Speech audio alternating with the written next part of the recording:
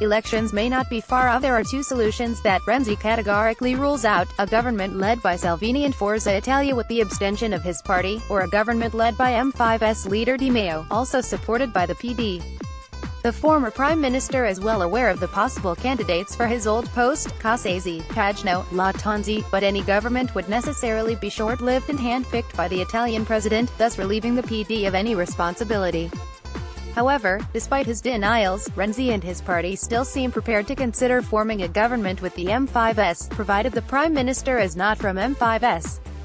In any case, the ball is in Mattarellas' court, he told the party, convinced as he is that the Italian president wants to avoid elections at all costs.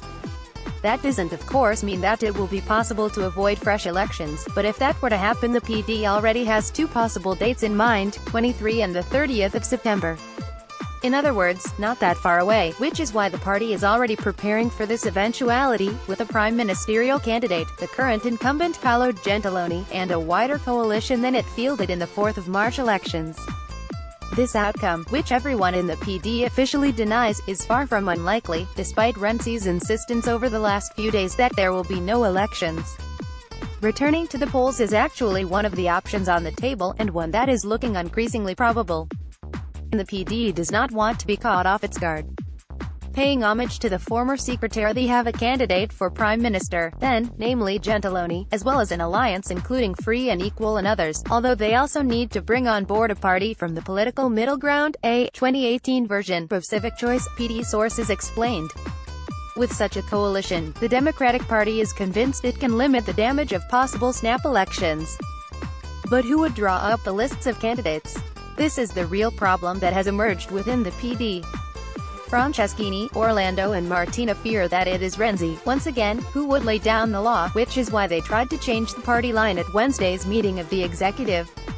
Not only did they fail, but they also had to pay homage to the former secretary.